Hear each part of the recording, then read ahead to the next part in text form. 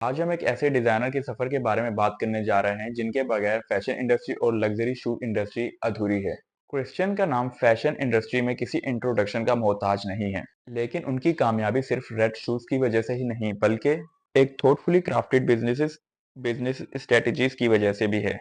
आज हम इस वीडियो में जानेंगे कि क्रिश्चियन ने अपना सफर कैसे शुरू किया और उन्होंने अपना बिलियन डॉलर एम्पायर कैसे खड़ा करा। आज हम इस वीडियो में देखेंगे कि क्रिश्चियन ने अपना पहला सफर कहां से स्टार्ट लिया और उनको उनकी पहली कामयाबी कैसे और कहां से मिली। इस वीडियो में हम उनकी ब्रांडिंग से लेके मार्केटिंग स्ट्रेटेजी को देखेंगे और देखेंगे कि उन्होंने इतने कम टाइम में अपना बिलियन डॉलर एम्पायर कैसे खड़ा किया।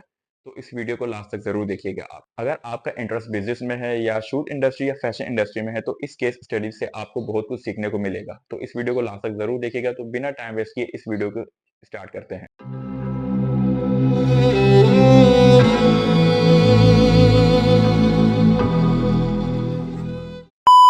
क्रिश्चियन लाबोटीन का बचपन पेरिस के एक आर्टिस्टिक माहौल में गुजरा। उनका पहला इंटरैक्शन फैशन के साथ तब हुआ जब उन्होंने पेरिस के एक म्यूजियम में हाई फैशन फुटवेयर डिजाइन देखे। तब से उनका इंटरेस्ट शूज डिजाइन करने में हुआ। उन्होंने स्कूल छोड़ दिया 16 साल की उम्र में और पेरिस के एक लोकल कैबरेट क्लब में काम करना शुरू किया, जहां उनका काम था डांसर के लिए शूज डिजाइन करना। ये उनकी डिजाइन की दुनिया में सबसे पहली एंट्री थी। 1980s में क्रिश्चियन ने फ्रीलांस डिजाइन के तौर पर चैनल सेंट लॉरेंट और रोगर वेबर जैसे बड़े फैशन हाउस के लिए काम किया। इन सब से उनको बिजनेसेस और डिजाइन की एक्सपीरियंस मिला, जो आगे चल के उनके बिजनेस के लिए काम आया और उनको कामयाब करने में इसी काम ने उनको आगे पहुंचाया। लेकिन एक पॉइंट आया जब उन्होंने सोचा कि नहीं, अब फ्रीलांस और ये काम करने में उनका मार्जिन्स भी अच्छे नहीं है और इसका कोई फ्यूचर ही नहीं है। तो उन्होंने तब सोचा कि अपना ब्रांड लॉन्च किया जाए। 1991 में उन्होंने पेरिस में अपना फर्स्ट शूज स्टोर खोला, लेकिन ये अभी सिर्फ शुरुआत थी। 1993 में एक ऐसा मोड़ आया जो उनके बिजनेस को एक नए मोड़ पे ले गया। एक मॉडल के लिए शूज डिजाइन करते वक्त उनको लग रहा था कि इसमें कुछ मिसिंग है। जब उन्होंने मॉडल के हाथ में रेड नेल पॉलिश देखी, उन्होंने फौरन सोचा कि शूज के सोल्स को भी रेड कलर और रेड कलर के डिजाइन देना चाहिए। इससे इनोवेशन उन्होंने की फर्स्ट अपनी। उन्होंने बिना सोचे मॉडल की नेल पॉलिश ली और उसके शूज के सोल पे करने स्टार्ट कर दी रेड कलर की। ये एक sport of the moment decision था, लेकिन ये उनका सिग्नेचर बन गया। रेड सोल्स अब क्रिश्चियन के हर प्रोडक्ट की पहचान बन चुकी है। अब उनके हर प्रोडक्ट में रेड सोल्स आपको देखने को मिलेगी। ये रेड सोल्स उनके ब्रांड को एक अलग आइडेंटिटी देने में कामयाब हुआ और उनका एक अलग मार्केट में नाम बना और फैशन इंडस्ट्री ने उनको इंस्टेंट हिट बना दिया। अब हम जानेंगे उनकी ब्रांडिंग स्ट्रेटेजीज के बारे में। लोबोटिन की ब्रांडिंग स्ट्रेटेजी बहुत ही इंटरेस्टिंग है। उन्होंने अपने शूज को मास मार्केट के लिए एक्सेसिबल नहीं बनाया, बल्कि एक एक्सक्लूसिव लग्जरी प्रोडक्ट बना के हाई एंड कस्टमर्स को टारगेट किया। क्रिश्चियन के शूज हाई प्राइस और लिमिटेड अवेलेबिलिटी की वजह से बेहद मशहूर हुए। लोबोटिन के शूज हाई प्राइसिंग और लिमिटेड अवेलेबिलिटी की वजह से हमेशा डिमांड में रहे।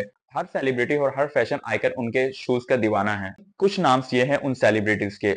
ओपरा विनफ्रे, सारा जेसिका पार्कर, जेनिफर लोपेज और मैडोना जैसी सेलिब्रिटीज उनके शूज को प्रमोट करती हैं। 1990s और 2000 में रेड सोल स्टेटमेंट बन गई थी। जब भी कोई सेलिब्रिटी रेड कारपेट पर नजर आती थी, अक्सर उनके पैर में लोबोटिन के रेड सोल शूज होते थे। इसने लोबोटिन को उनका आयोनिक स्टेटमेंट बना दिया। इस स्ट्रेटेजी का एक और पार्ट ये भी था, लोबोटिन ने अपने डिजाइन को कभी मेन स्ट्रीम या ओवर एक्सपोज नहीं होने दिया। एक्सक्लूसिविटी को उन्होंने अपनी ब्रांडिंग का स्ट्रॉन्ग एलिमेंट बनाया। उन्होंने कस्टमर को ये फील कराया, अगर आप क्रिश्चियन लोबोटिन के शूज खरीद रहे हैं तो आप कुछ स्पेशल खरीद रहे हैं, जो सिर्फ कुछ लोग ही अफोर्ड कर सकते हैं। इसी वजह से उनकी डिमांड हमेशा बरकरार रही मार्केट में।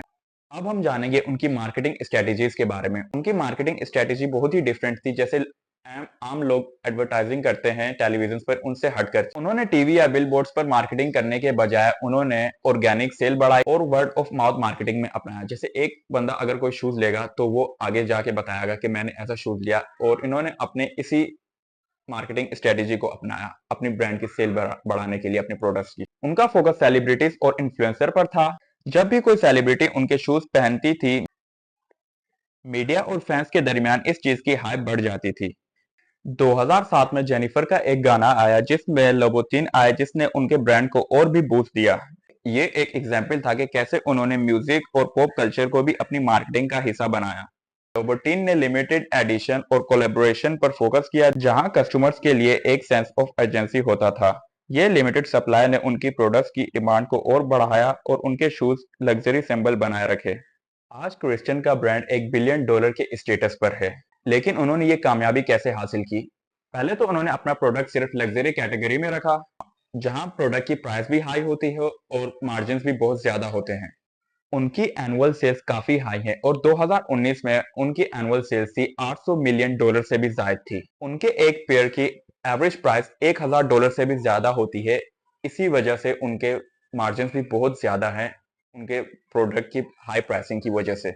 लोबोटिन ने अपनी कंपनी को एक्सपेंड करते हुए वुमेन शूज के अलावा मैन शूज, हैंडबैग्स और ब्यूटी प्रोडक्ट्स में भी लॉन्च किया, लेकिन उनका हमेशा फोकस एक्सक्लूसिविटी में रहा। 2020 के बाद लोबोटिन ने अपनी सेल्स को ऐसे ही मेंटेन रखा। उनकी लिमिटेड एडिशन और सीजनल लॉन्च की वजह से बिजनेस को हमेशा प्रीमियम कैटेगरी में रखा। क्रिश्चियन लोबोटिन ने एक ब्रांड ही नहीं बनाया, बल्कि फैशन वर्ल्ड में एक कल्चरल आइकन बन गए।